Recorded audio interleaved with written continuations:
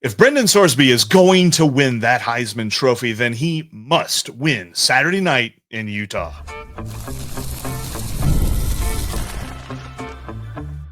You are Locked On Bearcats, your daily podcast on the Cincinnati Bearcats, part of the Locked On Podcast Network, your team every day. Welcome into Locked On Bearcats. My name is Jeff Carr, and I'm all Cincinnati all the time. I've worked in multiple university athletic departments in a sports media relations capacity, and I've been a season ticket holder for the Bearcats football team for the last 7 seasons now, and I'm glad that you're alongside me today. Locked On Bearcats is part of the Locked On Podcast Network. We are your team, your Bearcats, every single day. And on today's podcast, Russ Heltman joins us, and we'll give you our predictions for what's going to happen late night out in Salt Lake City a little bit later on in the show. In just a few minutes, though, we'll tell you why we're so concerned about the fact that the line continues to move away from the Bearcats because they started as underdogs, and now they're deeper underdogs. That's coming up in just a few minutes because we will start with Brendan Sorsby and the Heisman hype that surrounds number 2 and why that could all disappear depending on how this weekend goes. That's all on today's Locked On Bearcats that is brought to you by Mazda. Like our players, we sweat every detail because when you make every move count, pulling off the unexpected is only the beginning. Stay tuned later for highlights in this week's Moving the Game Forward. Mazda, move and be moved. And we will move to Russ Heltman, one of the most trusted voices in all of Clifton. Russ, what you got for me, man? Great to be with you, Jeff, trying to shoo away this rain and open up a beautiful weekend of weather, getting into November, getting that crisp in the air. The football season still has everything left on the table for the Bearcats. And, of course, the start of a new basketball season, always bringing out a hope springs eternal feeling for Bearcats basketball fans looking to get Wes Miller across the finish line into that NCAA tournament berth this season.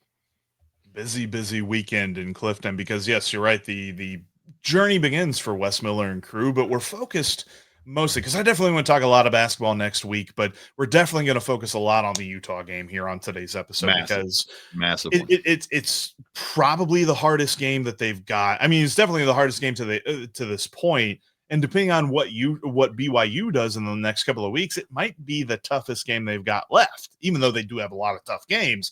But this Utah team is so complete, and especially on the defensive side of the ball, which leads me to the Brendan Sorsby of it all, because Brendan Sorsby made the plays he needed to make against Baylor, but it feels like he might even need to make more this Saturday. I'm with you, Jeff. It's probably going to take the best game of Brendan Sorsby's career to win this contest, especially given Evan Pryor being out of this contest with his lower body injury. He's already been listed out of the game. They're going to have to go down the running back ranks to Manny Covey to fill in his spot as well, along with Chance Williams. Look for those guys to get some more run with Evan Pryor out of this game. But, I mean, you look at this defense that Utah brings to the table, there are really no weak links to attack, and they are buoyed by an offense that is one of the most efficient in the nation, right up there in all the efficiency metrics with Cincinnati, and can control the clock at that and keep the ball away from Cincinnati's high-powered offense.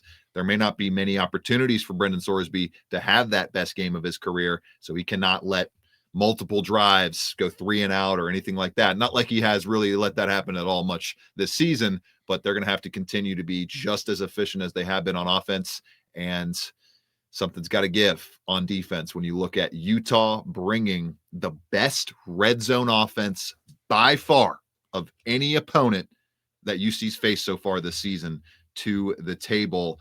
I believe this season, the Utah Utes rank in the top 7 nationally on offense in touchdown conversions in the red zone. Yeah, 4th in the country with an 81.25% touchdown rate on 33 trips to the red zones, and that ranks 12th, tied with Cincinnati for the most red zone trips this season.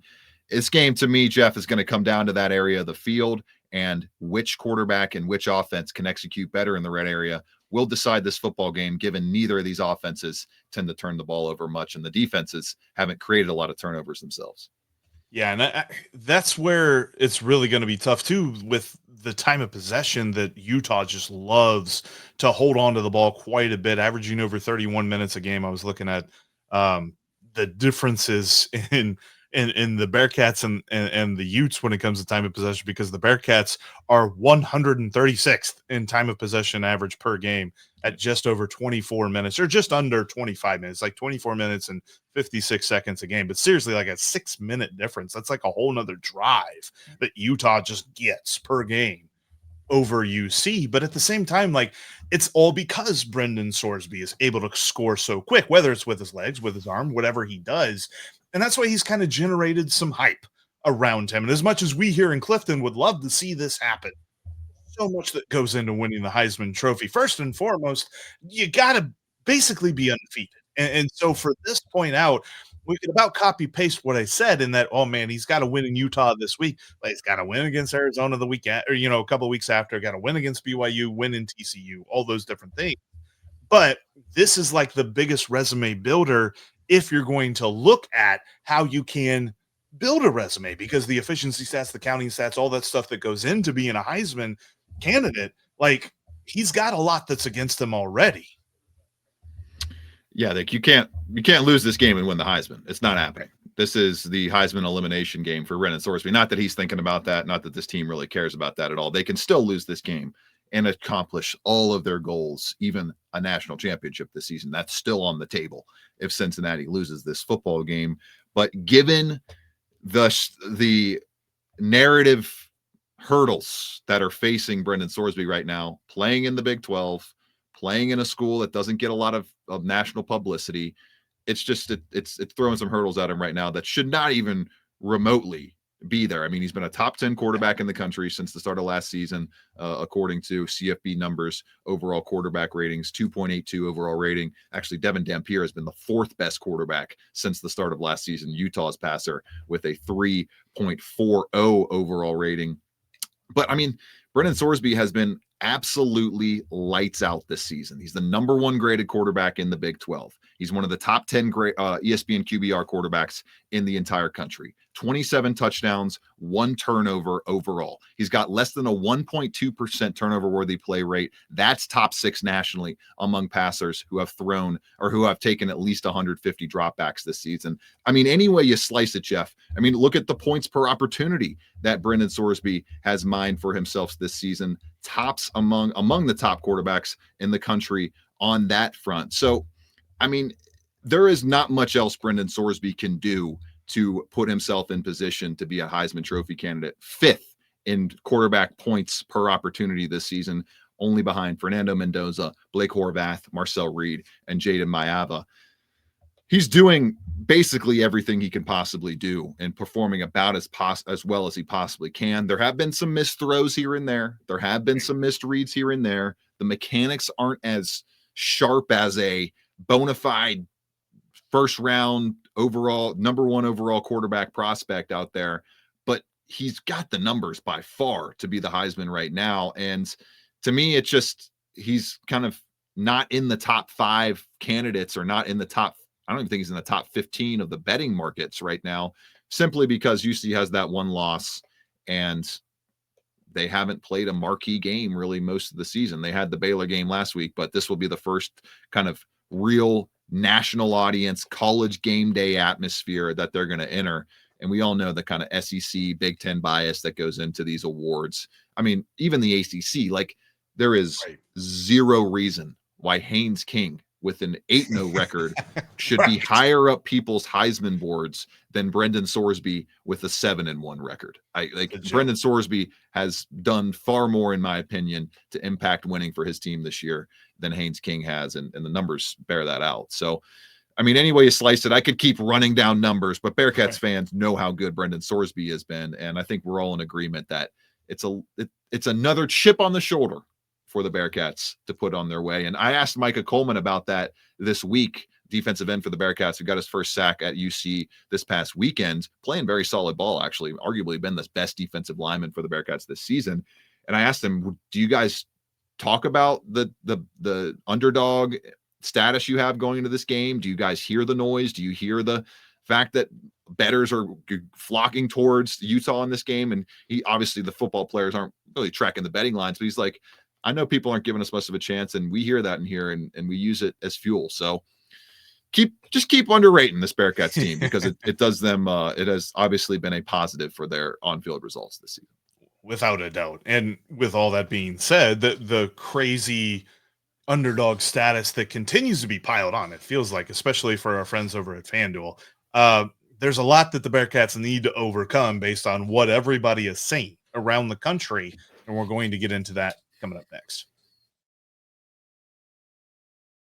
This episode of Locked On Bearcats is brought to you by Mazda's Moving the Game Forward. For those who believe it's not just about playing the game, it's about redefining it. There are moments that do more than put points on the board. They move crowds, move culture, and keep moving the game forward. This week's moment that moved the game forward has to be Taden Barnes and the amazing fumble that he was able to force on the kickoff for Baylor. That was a fantastic play. Then Jaquan Sanks picked up the fumble. The Bearcats were easily able to turn that into points just a few minutes later. That was the moment, really, where the Bearcats were able to shut down Baylor and define this win, quite frankly, and Taden Barnes was the reason why. When you follow what moves you, the unexpected is only the beginning. And just like there's more to every highlight, there's more to a Mazda vehicle. Mazda, move and be moved. Thank you for making Locked On Bearcats part of your day. I invite you to make it part of your everyday routine if you hit that subscribe button right here on YouTube or on your favorite podcast app. We appreciate all our everydayers out there that make us your first listen. All right, Russ, when it comes to this game, the Bearcats are now 9.5-point dogs. The over-under is low. They're expecting not many points from the Bearcats. They have the Bearcats total points over-under at 21.5. I don't think it's been that low. I don't even remember what the over-under was for Bearcats team points for Nebraska, but I don't think it was that low, or it was either. It was probably about 20.5, I would imagine. 21 to 20.5. Probably some similar number, yeah. So it feels like all of the praise is being heaped on Utah in this game. And so let's start right there. Like, does it feel like, because we've talked about the ability of Brendan Sorsby to limit the turnover worthy plays and things like that, does it feel like that's going to be a problem in this? Because it seems like that is baked into this line. It's a massive line. It's massive for me. And it feels like the Devin Dampier re-addition to this offense is the big reason why it's flipped from 7.5 to 9.5. I think 6.5 is a more palatable and spot on line to me. And it seems similar to the Nebraska game, 3 points too large of a spread. So people do with that what you may. I had the Bearcats covering and losing in Nebraska, and spoiler alert, I'm going to have the Bearcats covering and losing this game to Utah. But yeah, to me, I don't know. It just feels like the quarterback is the big reason why the line is that big. The environment, the 53-7 blowout of Colorado this past weekend, just Utah maybe finding some offensive rhythm that they didn't have dating back to their early season loss to Texas Tech. So that to me is the big reason. And just overall, I mean, the offense of Utah on the underlying numbers, Jeff, is not as good as Cincinnati, but it's right there, right behind them. And then defensively, this is just on paper, complete mismatch. Yeah, that's not because of turnovers, honestly. The Utah defense has only, I believe, gained 8 turnovers this year, which is not in the top 50 nationally. Cincinnati, obviously, not turning the ball over really at all. They're among the top 20 teams in the country at not turning the ball over. So I don't see turnovers playing a major factor in this game. And obviously, on the other side, I'd have to look up Utah's numbers. I'm not sure exactly how their offense looks turnover-wise, but Cincinnati obviously has not turned the ball over at a high rate this season, although 4 turnovers in the past 2 games. So maybe that momentum can continue here with multiple turnovers for the Bearcats. If they get multiple turnovers, they will be well in position to win this game. That's intriguing to me, and I might come back to that because I feel like that's leading to a point that I think that the Bearcats can overcome, that people are underrating them in. But I also want to point out the fact, and this continues to be a thing, and it continues to be a conversation point that I think we'll just bring up until the season ends, and that is this defense for the Bearcats, where it's like, all right, yards, you can have all of those yards, but when you get close to scoring, the Bearcats seem to really, turtle shell up, and really nothing happens to them except for field goal. And so I keep coming back to the same question with that. Is that going to get exposed in this game? Because it does feel like Utah is fine when you ask them to be methodical, that's what they want to do. And so it feels like they're going to be okay with the Bearcats letting them nickel and dime them down the field, and that they are built for that type of a defense once the red zone hits. Like you mentioned, they're really efficient once the Utah offense gets into the red zone. Is that going to overcome this bend but don't break Bearcats defense? I think it will. And I think that's the reason that Utah will hit 30 points in this game and be the only team to hit 30 points in this game, because they will, in my opinion, maximize their red zone opportunities maybe one possession more. Maybe they get 3 out of 4 touchdowns in the red zone. UC goes 2 out of 4 with touchdowns in the red zone. And I could see that being the difference right there. I mentioned Utah being even better than Cincinnati on offense with the same amount of red zone attempts scoring touchdowns. I mean, you look at the underlying numbers for their offense this season: 24th in early downs EPA, 2nd in 3rd and 4th down success rate, and 13th in points per quality drive, 18th in quality drive rate. Let's look at the flip side for Cincinnati's defense. 105th in quality drive rate allowed. They're just allowing teams to mow up and down the field in the red zone on them. They are 80th in early down EPA allowed, 60th in 3rd and 4th down success rate allowed. So those numbers being so far apart right now, on top of the other issues that UC is having, specifically getting after the quarterback and maybe putting in a hobbled Devin Dampier under more pressure, the numbers just don't see that happening. 115th pressure rate in the country Cincinnati produces up against Utah's offensive line, which has been immaculate this year. 25th in pressure rate allowed, 21st in sack EPA allowed. Cincinnati 102nd in sack EPA. People are seeing what I'm probably picking up what I'm putting down here. A lot of 20s for the Utah offense and a lot of 60s and worse for the Cincinnati defense, on the road being the biggest difference here for this defense, where, I mean, it's obviously going to be nice and quiet for them when they're facing Utah's offense. And then it was crazy, Jeff. Like, I have never heard an indoor facility as loud as Tuesday's practice was, with them cranking the sound crowd noise up all the way to 90 out of 100 in that building. They're as prepared as they could possibly be for this environment, but even then, it's not necessarily the exact one-for-one replication. So there's going to be some issues for Cincinnati to deal with in terms of road communication problems on both sides of the football. And I think that's the biggest difference here, and why Utah will score one more touchdown than the Bearcats. This is the first trip ever for the Bearcats to Rice-Eccles. Yeah, neither school has ever faced one another. Yeah, so that's kind of cool in and of itself just to think about that. But you're right. Like, you can prepare yourself as much as you possibly can for that, but it's all going to come to a head at 10 p.m. on Saturday night. Especially 8:15 local kick. The old Utah crowd in Salt Lake City. They are Mormons. They are a little bit more reserved, but I'm sure there's going to be plenty of them liquored up and ready to go, all rowdy. They're going to be gussied up with I can't remember exactly what that apple juice. I think it might be anyway. But yeah, no, yeah, something like that. No free ads. I shouldn't have said that. Sorry. It's okay. But no, I wonder a little bit, and I think that this is a little bit of me drinking the Kool-Aid, a little bit of me putting on my Bearcats color glasses, but I just feel like there's a play coming from Antwan Peek or from Matthew McDoom in this game. I don't know if it's a pick. I don't know if it's a fumble. Like, it feels like Devin Dampier, if there's one thing that you can get at him with, it's if you force him into a deep passing situation. And I don't know that the Bearcats can do that on a regularity, but the one time that they had chances to make plays against Baylor, they did. And I just feel like there's something to that. Is it a little bit of, well, your lips to God's ears, Jeff, or do you see something similar? I wouldn't be shocked at all. And this is where it's tough, but the underlying metrics just do not see that happening. And I try to be as objective as possible. I would love the Bearcats to win this game. I want them to win this game. I want them to run the table in the Big 12. It's just the trip out west to Utah is such a big factor for me here. But I mean, Antwan Peek Jr. on the short list for the Jim Thorpe Award, as announced earlier this week. He's a guy that could easily change the balance of this game, and he has changed the balance of games in that red area before. It's very possible that he could do it again, but I wouldn't be banking on it necessarily to happen. And when you look at Devin Dampier overall this season, I believe he's been pretty solid in terms of his overall turnover worthy play rate.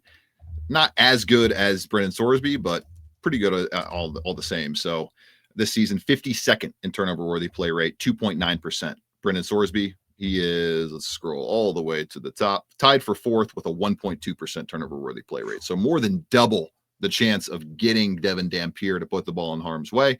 But obviously, I mean, 1.2%, 2.9%. It could be enough for one big play to change this game, though. We know it's a game of inches, and that one extra pass in harm's way, or that one kind of bread loaf carry of the ball on a run, could be the difference in a game that I would be shocked if either side won by double-digit margin. Yeah, that's a key look ahead, because we'll give you our predictions for this game coming up next. It's almost the weekend. Time to look back and crown this week's MVP on Who Delivered, powered by DoorDash. Just like you can win every Saturday with DoorDash streaks, saving more every time you order, these plays delivered when it mattered most. Let's break it down. Looking back, obviously, at Brendan Sorsby building up his Heisman hype against Baylor. Sure, you can look at the passing line and say, well, that wasn't much, but it was about the plays that he made with his legs. He was able to completely open up the game with his rushing ability. And then, of course, he had a couple of key touchdown throws in there as well. None bigger than the one that put the icing on the cake to Isaiah Johnson there in the corner of the end zone in the 4th quarter. Brendan Sorsby is who delivered for the Bearcats this past Saturday, just like DoorDash delivers your Saturdays with DoorDash streaks. You can save every Saturday that you order, stack it all up in a season, and you could save up to $250, including $100 in DoorDash credits. Order this Saturday and keep that streak alive. Fuel your game day only with DoorDash. Terms apply. Promo period good through November 18th.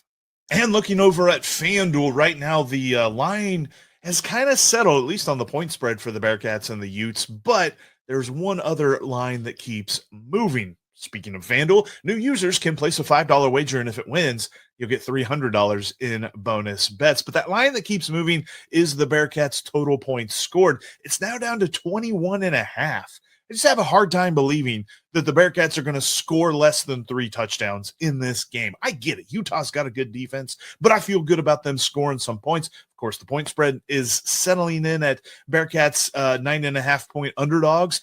I'm taking the point spread for the Bearcats. I'm taking the over on 21.5 points, and I urge you to do the same over on FanDuel. Download that FanDuel app today and get started with $300 in bonus bets after your first winning $5 bet.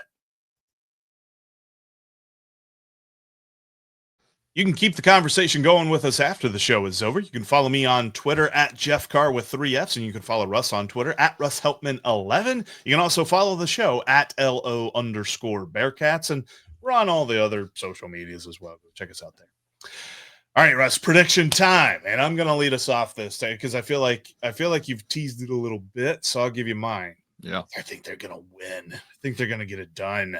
And I think they're going to surprise a lot of people with this. And obviously I'm probably the 99 or 100 percentile when it comes to thinking that's going to happen. And I understand that, but I think that things are going to fall their way. And I think they're going to win 31-28. I just feel like there's going to be a couple of trips that the Bearcats are able to slow them, maybe get a field goal, something like that, or force them to get a field goal. And then on the offensive side of things, I think this offensive line is going to be a lot better. I don't think Utah understands how good that the Bearcats offensive line can be, and they will send more that they can block. But I think Brendan Sorsby's ready for that. I just feel good about this game. And although they can survive with a loss, I think that they will thrive with a win. Jeff picking the Utah defense to give up 30-plus points for the first time since November 23rd of 2024. Bold prediction. I like it. I'm not going with the Bearcats go. Give me the Utah Utes 30-23 here. It's just the mismatches in the trenches, not necessarily on the offensive side of the ball for Cincinnati. They're going to have a great matchup with a very, very palatable and worthy defensive line in Utah. But the other side of the ball to me is just where it's too much of an issue. I do love the over 21.5 points. That's a shocking number to me. I think so low. Right. I mean, Cincinnati is basically fully healthy. Evan Pryor is a loss for sure, but Manny Covey is not as good as Evan Pryor, but a pretty good replacement in the back end, and they're ready to roll on the offensive line. So I think this offense should still be able to get above its projected total of 21 points and finish at least 23. But I don't see how they hold Utah under 30 points in this game. Just the matchups are so tough on either side of the ball, as I mentioned. And I mean, you look at the rushing attack as well. Yards before contact this year, Utah 3.56 yards per carry before contact. That's second in the country. UC allowing 2 yards before contact per carry. That's 78th nationally.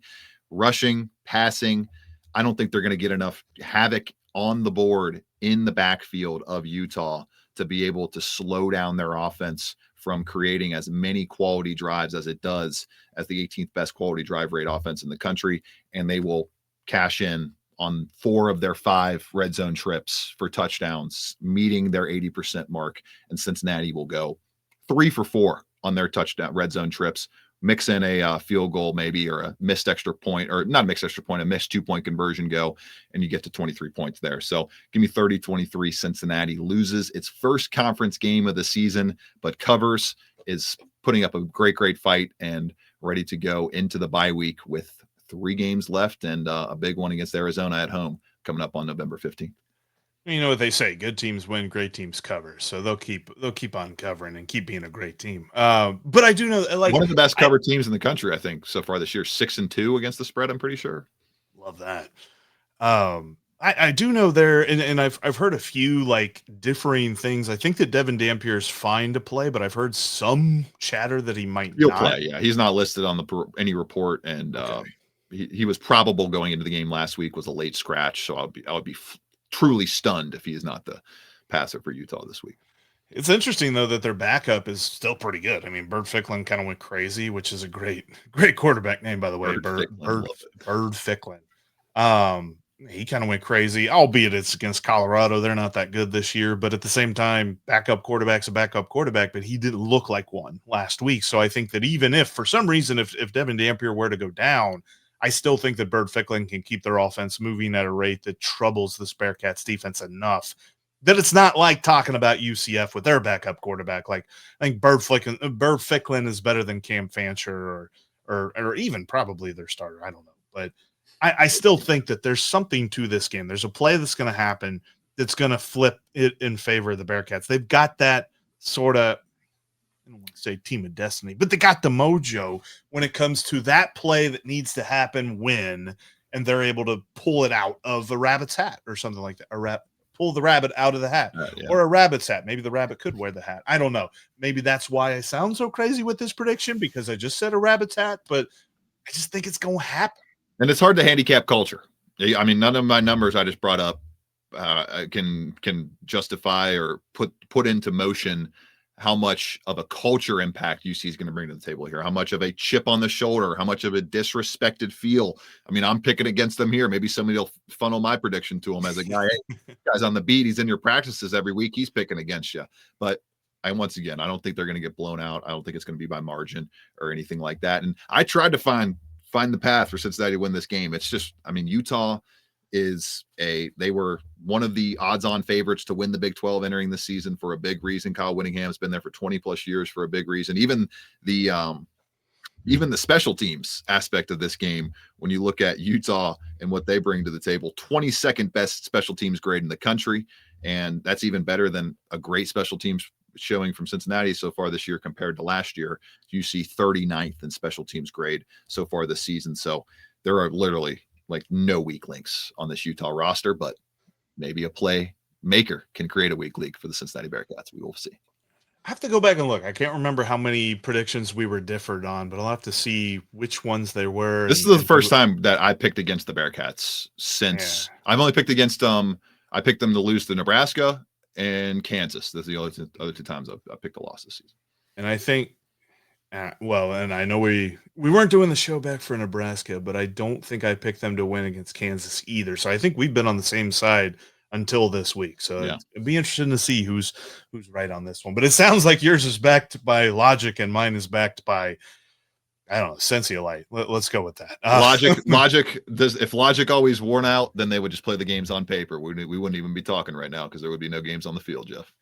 That's true. Grab a Sensi Light, grab a Sensi Lime. By the way, they should sponsor us. That's a free ad, but they should sponsor us. Anyway, thank you so much, Russ. I appreciate you. Another good episode in the books, and appreciate everybody for checking out today's podcast. Make sure you make it part of your everyday routine. Jump down in the comments section, drop us a like, all that good stuff helps out the algorithm so Cincinnati fans can find this show more easily. Now, make sure you check out Locked On Big 12. I was on the squad show over there, giving them a little bit of Brian Windhorst, telling them why I think UC is going to the championship game. And I got some interesting responses as to that one. You'll have to check that out. And over on the College Football Kickoff Show on your Amazon Prime Fire TV apps and all that good stuff, was on that show previewing this game as well. Everybody wants to talk about UC Utah, and hopefully everybody's going to be wanting to talk about how UC beat Utah Saturday night. Let's be honest, Sunday morning. Most of us are going to be asleep, I think, by the time that game's over. Prove me wrong, Bearcats would be a lot of fun. We're going to be awake watching this game and covering it all for you right here on Locked On Bearcats and on Cincinnati Bearcats on SI. So make sure you follow both things because we're all Bearcats all the time, baby. Let's go UC.